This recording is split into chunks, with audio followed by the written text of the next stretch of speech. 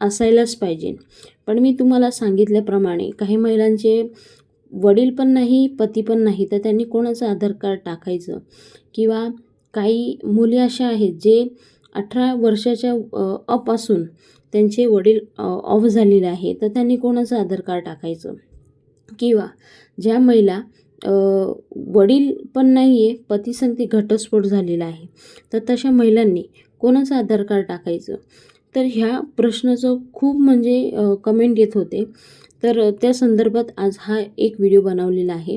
तर तशा महिलांनी आता एक दुसरं ऑप्शन दिलेलं आहे की घरामध्ये जे सदस्य आहे तर त्यांचं आधार कार्ड टाकून ते ई-के-वाय-सी कंप्लीट करू शकता.